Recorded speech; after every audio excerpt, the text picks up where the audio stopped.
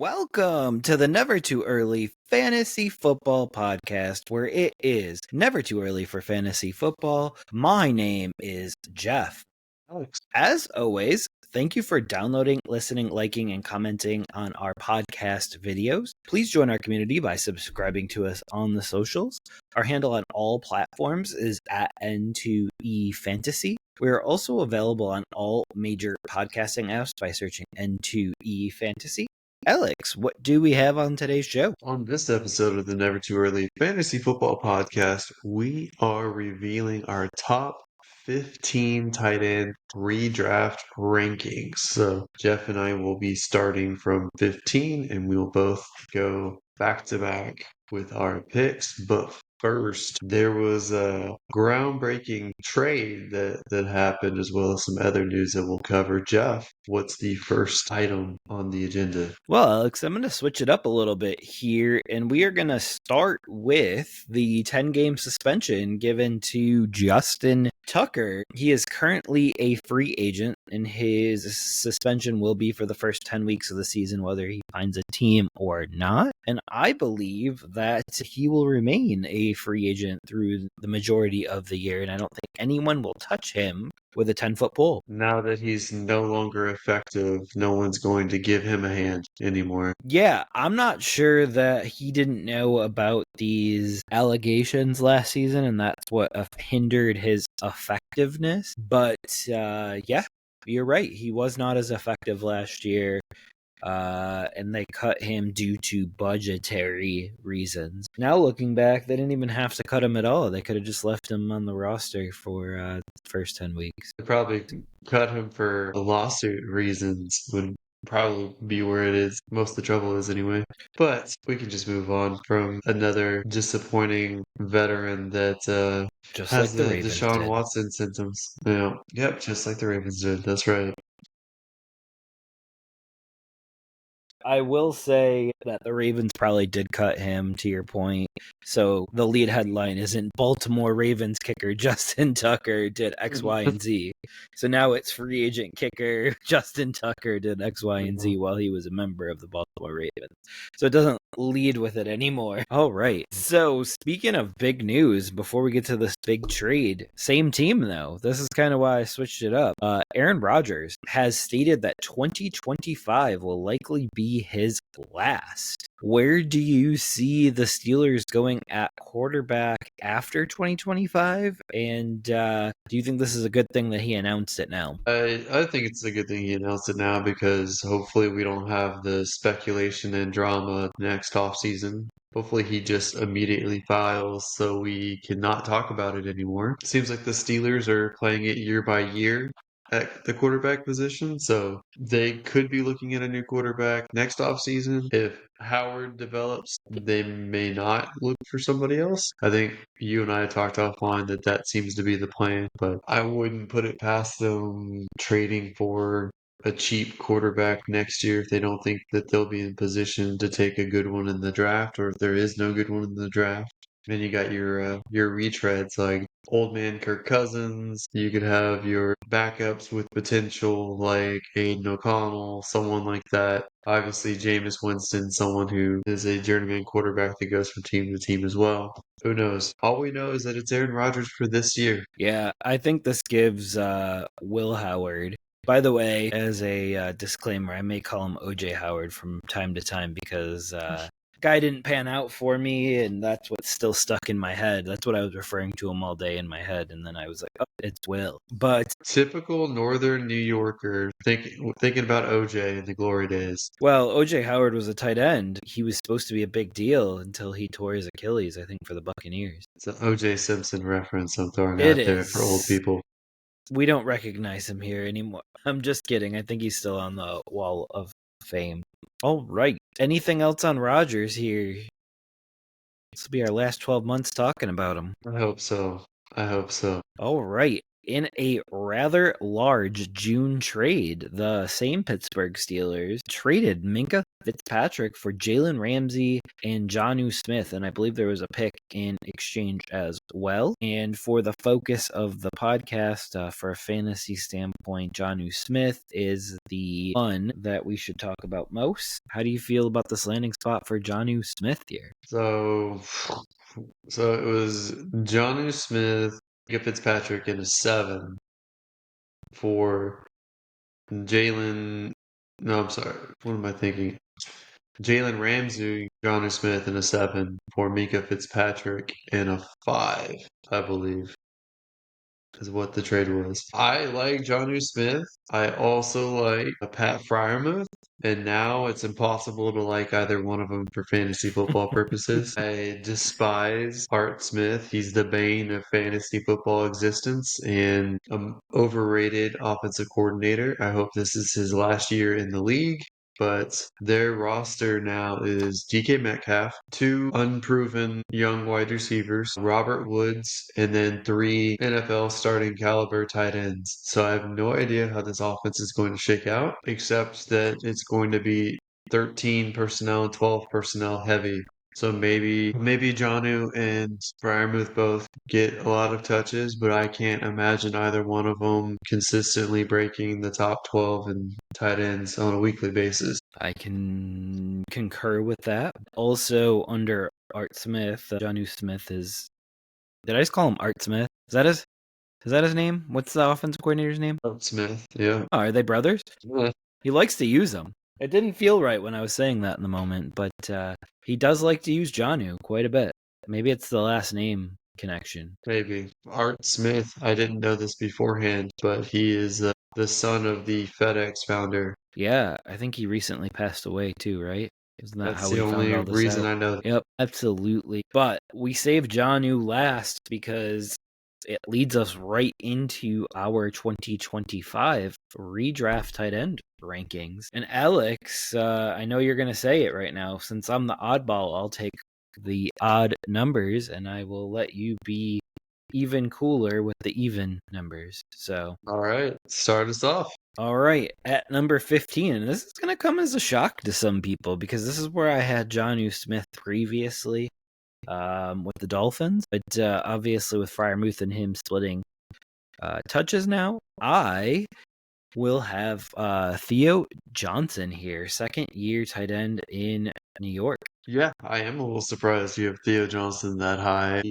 I currently don't, but it's more because I want to see how the offense develops with the changing quarterback that they have there. I believe in his athleticism and talent, but I'm not ready to put him up there yet. So who is your number 15?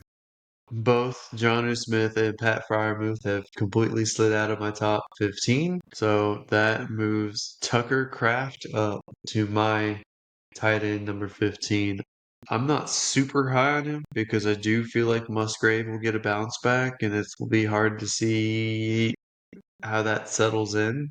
So I'm kind of downgrading Tucker Kraft until he proves it for a second year in a row. But I think that there's room for both tight ends in this offense, even with adding someone like Matthew Golden in the draft. Yeah, we will see what the impact there, but I have Tucker Kraft a lot higher. I do believe that he is the Mark Andrews to Luke Musgrave's Hayden Hurst. So we will see if that is Taken in the true. same draft. Yep.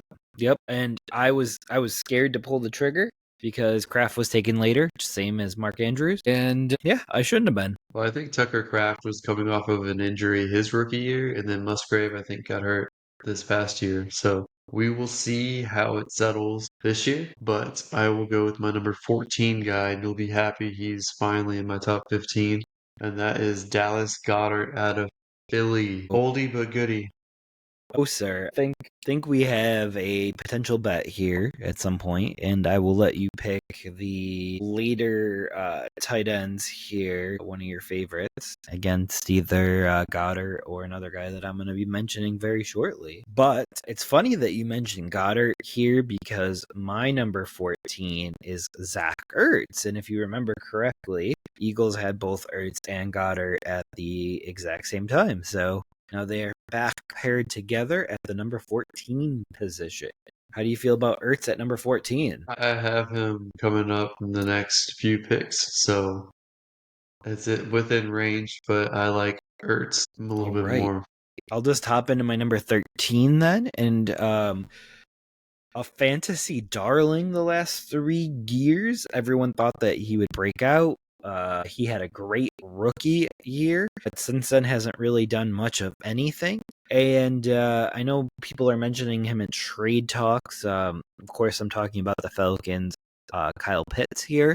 But if the Falcons were to trade Kyle Pitts and my 13th tight end, they literally have almost nobody to throw the ball to. So you got to be careful getting rid of this many pass catchers in an offense with essentially a first-year starter. Because, I mean, I know he started some last year, but this is the first full year where it's his team and he's coming in. You want to set him up for success and not stack the deck against him. I know they're one of the teams you mentioned as someone who should be looking at Keenan Allen, but they seem to be content. They could have taken Roma Dunze, and instead they took Michael Penix.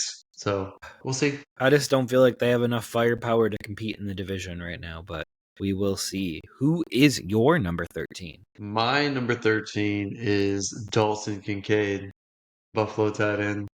The I blasphemy. just I just don't think he gets on the field enough. He's not the proven tight end number one in all situations. He doesn't block. He only gets out there in 12 formations, which is two tight end formations. I think Knox actually snap counted him, if I remember correctly. He also suffered a few bad drops. He hasn't really proven to be the guy he was drafted to be yet. The talent and upside is there. He just hasn't come through, in my opinion. Yeah, I think this will be the year that he puts it all together.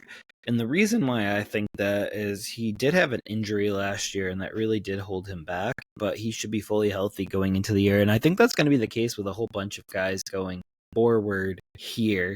But I'll have Kincaid very shortly. And who is your number 12? My number 12 is Zach Ertz. I still like the guy, and I think Jaden Daniels' vertical throwing ability is what makes the difference, as well as him being a good red zone target. So I still like him. Maybe Ben Sinnott will finally do something and take a step forward his sophomore year, his second year in the league, and take some of that away from Ertz. But right now, it's really hard to steer clear of him. So my question is, how much longer do you think Zach Ertz can perform at the level that he was at um, last year? He will be Well, 35 in season. it's redraft, so I will just do it year by year. Absolutely. I know that you're the first person though that likes to bet when people's wheels will fall off. So see, you're not That's true. betting that. I love the eye roll, and then you're like, it's true. You like to be a Yeah, year early on people's wheels falling off versus a year late. And with yeah. Ertz here, it sounds like you're willing to be late if it is his time. I think tight ends seem to last a little bit longer in the league because they're not typically dependent on speed. And as you get old, speed is one of the first things that go. So he just has to be crafty and catch. This might be the last year of his relevance. So I'm just going to ride off on that if I can. So we're gonna need a 40 time from you as like a baseline, so I know when you're getting old when you start to slow down. That was like Uh, 5 years ago for me, All maybe right. more. I've always wanted to do a redraft league where the draft order is determined by running 40 times.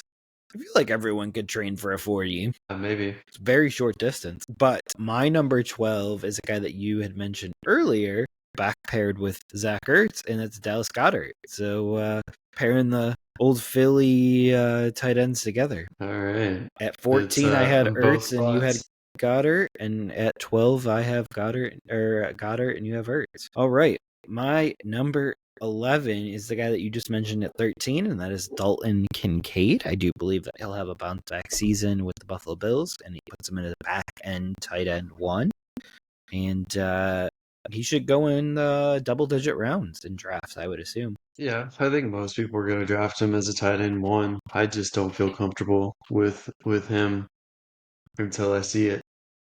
But at number 11 for me, I have Jake Ferguson from the Dallas Cowboys. He's going to Oh be boy. he's gonna be a top three option for Dak to throw to, and now the pressure's off because there's two wideouts to take pressure away from him, and he's probably going to be a friendly red zone target for Dak. Oh boy, sir.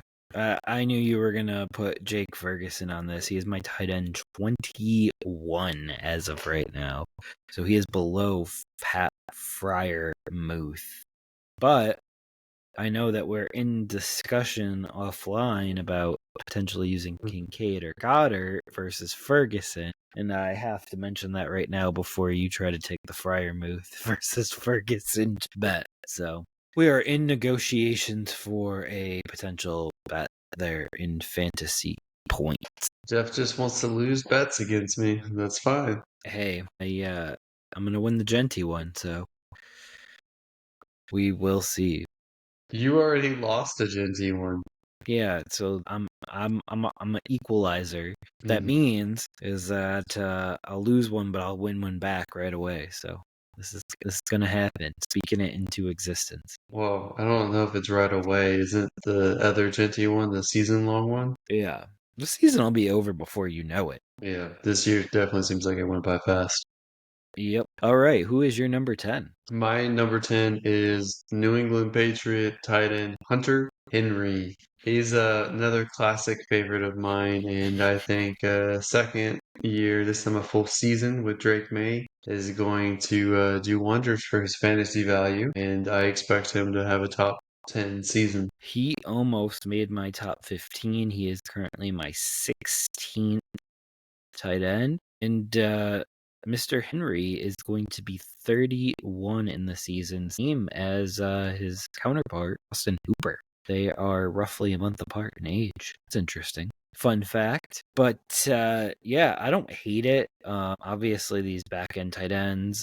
If I'm drafting at the tight end position and I'm not going to get one of the elite 7-ish, the ones that I feel comfortable with starting every week, I'll probably grab a second one towards the later of the round. But if I grab one of the 7 that I'm comfortable with, I probably don't even take one, and I find a bye week fill in when I need to. But Alex, speaking of a player that I know we disagree on, at number 10 for me is TJ Hawkinson.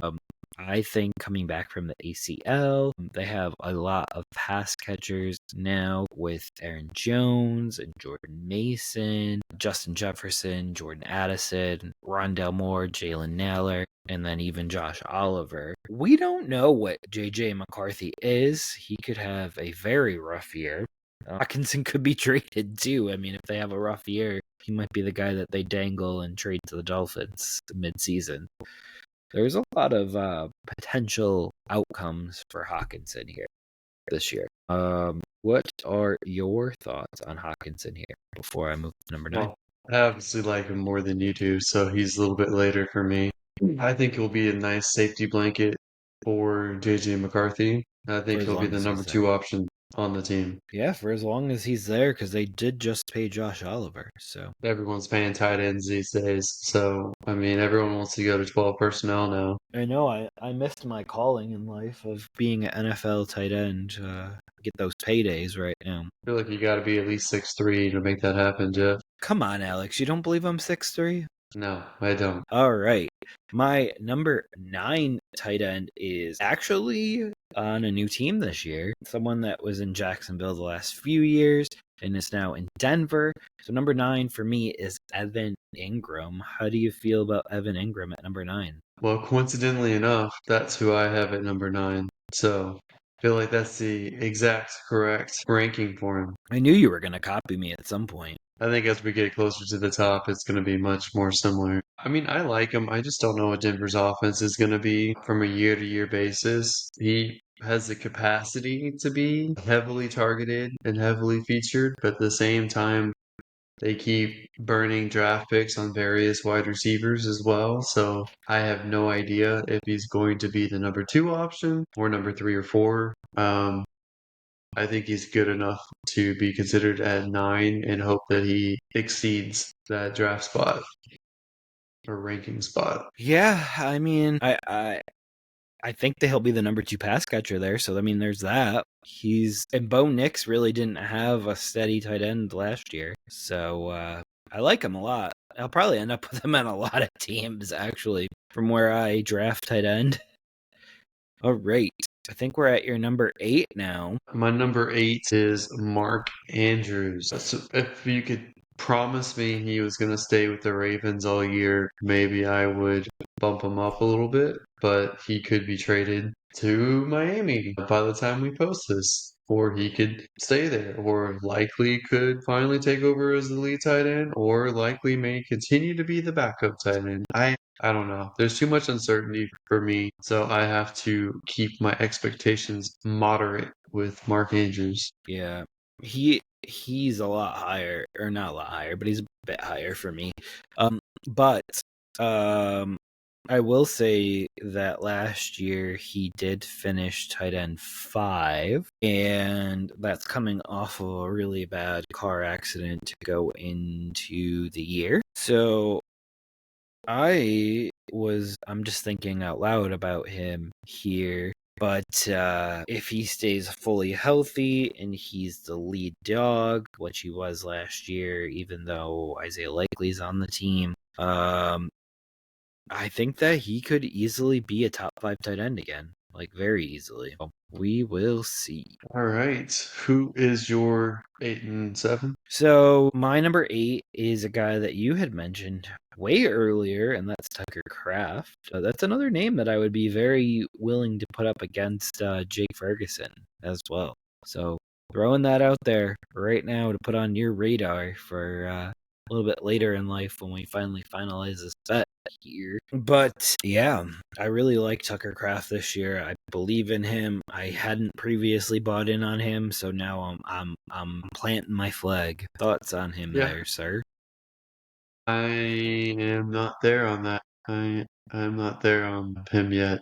I need to see it 2 years in a row. I need to make sure that it's not going to yo-yo back and forth between Musgrave and Kraft. If you wait, you're probably never going to get him because I know you'll never draft a tight end high. And if he does it 2 years in a row, he'll be too high for you to snag. Yeah, I typically don't draft a tight end or quarterback in redrafts before round 9. Exactly. So I fully expect you never to own Tucker Kraft in a league unless he has a middling season and Musgrave gets hurt next year. But my number 7 is a very important piece on his team. And we don't know who the quarterback's going to be, whether it's going to be Joe Flacco or Kenny Pickett or Shedeur Sanders or Deshaun Watson, I guess, because he's still there. And everyone forgets about it, but he has been throwing the football on the side and working out. So he's there. We have the David Njoku at number 7 for me. What's your thoughts on Njoku?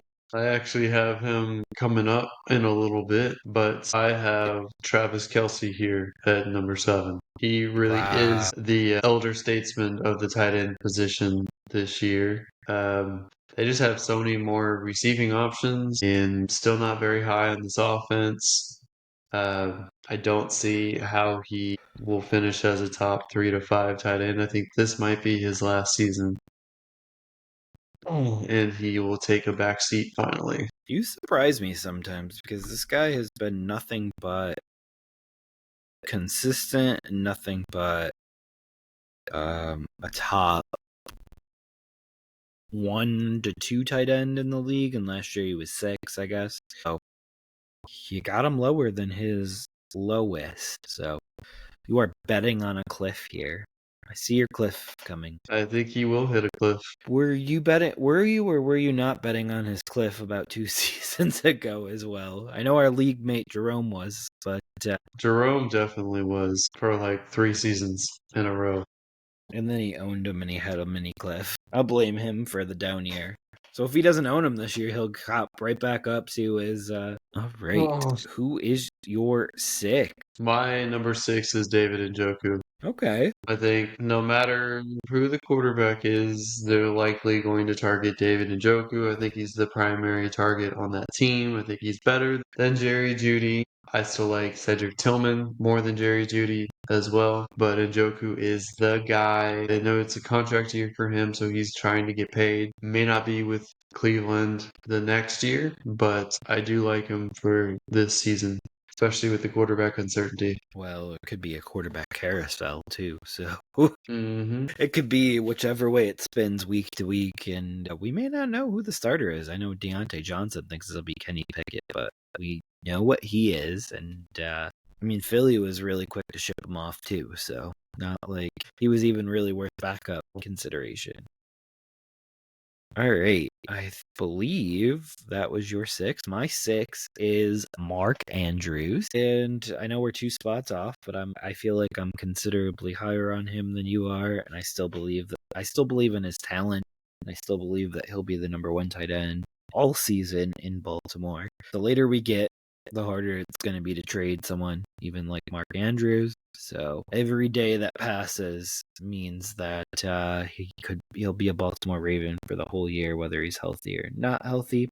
But I did hear, because you did mention the potential Dolphins of it all, I did hear that they are in on Mike Mayer, the backup tight end for the Raiders. So that's another interesting name to keep an eye out for. He'd be a 3rd-year guy. He missed a little bit of time last year with personal reasons. I don't think we ever found out why. None of our business. But yeah, I have the elder statement, one of the elder statements here, and the other one I have at number 5 at Travis Kelce. So I still believe in their talent. I still believe they'll be in the top half of tight end ones, but they're down just slightly from previous season rankings. Right. Did you say your number 5? Yeah, it's Travis Kelce. Okay, so you went Mark Andrews and then Travis Kelce. Yep, both elder statement back to back. How mainstream of you, Jeff? Can't even get a bold take here or there? I mean, 5 and 6 is still pretty low. Mhm. They were steadfast at 1 and 2 for a long time. Mhm. All right, who is your number 5? My number 5 is T.J. Hawkinson. I am a big T.J. Hawkinson fan. I think he's going to be, like I said earlier, the safety blanket for J.J. McCarthy. I think he'll be the number 2 option. He and J.J. will have a full season long working together, assuming they're both healthy. Gotta have assumptions there, Okay. because neither one of them were healthy last year. Yeah. Well, I'm pretty sure Addison is going to get suspended at some point. Yeah, if we weren't as big into football as we are, I'm not sure we would know about Addison's looming suspension either, because it's kind of quiet, but I Yeah. feel like it's coming. So Yeah, his court stuff is going to wrap up shortly, which means the NFL will make a decision, and they likely will suspend him because he did it multiple times. I don't really find Oliver very threatening. I don't really find the other tight ends on that roster threatening. I don't find Rondell Moore or Naylor threatening. Those just seem like roster fillers, in my opinion, or role players, if you will. Not exactly useless, but very specific roles that will likely not get that many targets. yeah, I am a little confused of how you jumped Hawkinson over Andrews and Kelce, but to each their own here. Has he ever finished higher than them? Well, he's a former first round pick, and neither one of them were that. But those Kelce and Andrews, well, Andrews to a less extent. Kelce is definitely a Hall of Fame candidate, but Andrews is probably pretty close to that as well. Well, he did have 914 yards and 6 touchdowns split between 2 teams in 2022, and then followed that up with 960 yards and 5 touchdowns for just Minnesota in just 2023. And I think if he was healthy all last year, he might have reached 1,000 yards. So he's got upward trajectory as long as he stays healthy. Yeah, and what year are we entering for TJ here? Because I know he was a Lion first, and then So he will be 28 when the season starts. okay. So he's probably got a couple good years left in him. I don't think he's elite tight end. I think that you have him going that way, but yeah, he's right I think he, around him. Him and Mark Andrews will be the same age in July. yeah, I think he absolutely is an elite tight end. I don't know how you could not view him as an elite tight end. Yeah. I know you're putting Mark Andrews on the back nine, but they're the exact same age, and one has a No, they aren't. debilitating knee injury. Mark Andrews is turning 30. Hawkinson's turning 28. They're 2 years apart.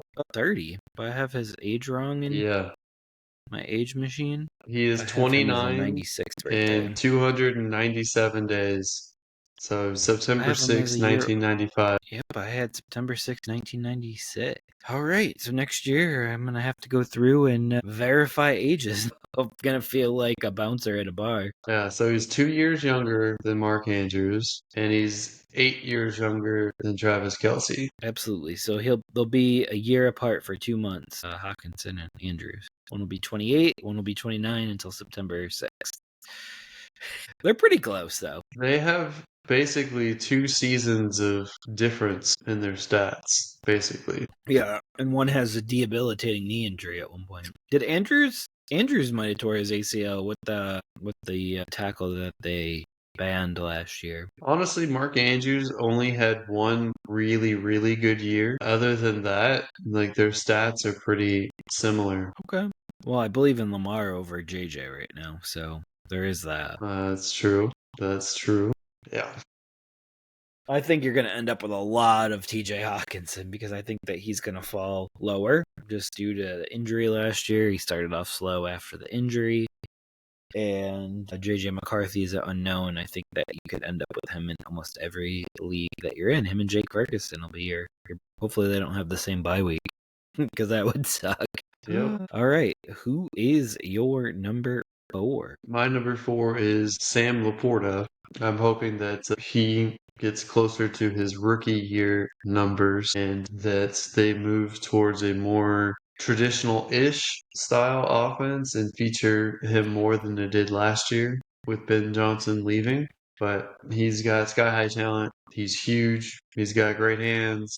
I hope that Detroit will be able to score a lot with him. Yeah, I really like him this year as well. I have him coming up very shortly. Not quite yet, but I think I'm really betting on the bounce back this year. I'm betting on that injury really hurting him last year, new coaching staff. And we've seen what he can be because I think he finished, tight end 1 a few seasons ago. And it was actually tight end 2 behind Travis Kelce. So anything's possible there. But yeah, I think he'll be easily a top 5 tight end, and there might be some people out there that are skittish to taking him after his down season last year because he finished tight end 7, but people were taking him at tight end 2. He actually did finish tight end 1 in 2023. So after his tight end 1 seasons, people may be a little bit down on him for the lack of return on investment last year.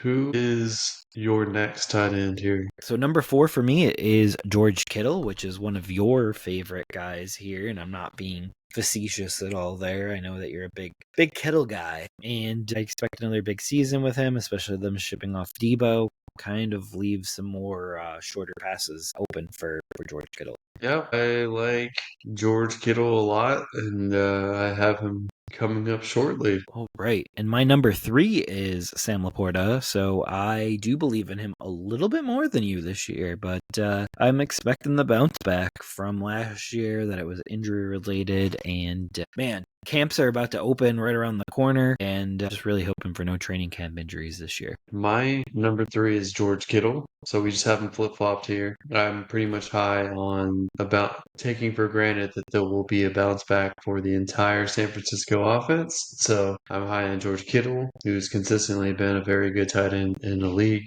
I'm high on Brock Purdy and all of the weapons there too. So I think though any of the top 4, I think you would be happy to get. Yeah, absolutely. And I think we have all of the same top 4, which is great, but that means that they're probably going to go earlier than you or I are comfortable with getting them. So we probably can cross these 4 off of our boards going into the season. Okay. Well, I'm assuming that we'll have the same top 2, probably in the same order. But my number 2 is Trey McBride. He is clearly Kyler's number 1 option to throw to in Arizona. So he's consistently going to be a top tight end in the league, top 3 tight end every year going forward. I like him at number 2. Jeff, is that who you have at number 2? That is my guy at number 2, but he is still a tier below my number 1. And I believe for me, I have McBride and Laporta and Kittle and even Kelsey being kind of their own little tier.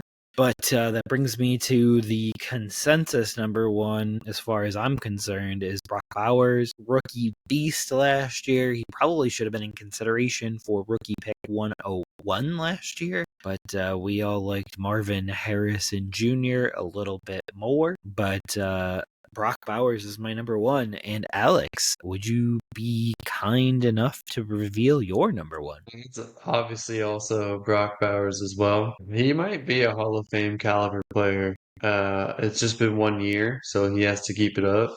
But he's been as advertised from his rookie prospect profile now to going into his second year in the league, hopefully with a better quarterback than he had the first season. I am very curious to see what he can do in his career, and I think everyone is probably going to want him first overall for their tight end position. Absolutely. Completely agree with that. He's probably the class right now. But don't discount Kelsey at potentially reaching back to that goal. Sometimes competition raises everyone around them. All right, well, I think that wraps up the tight end position, and that does it for this episode of the Never Too Early Fantasy Football Podcast. Thank you all for downloading or listening to this episode. Please don't forget to like and subscribe. Please leave us a comment and share the show. Every little bit helps. You can find us on all podcasting apps by searching N2E Fantasy, and with our handle N2E Fantasy on all social media platforms. Please join our community and give us a follow. Until next time, take care of yourselves, and remember, it's truly never too early for fantasy football. Thank you again. Bye, everybody.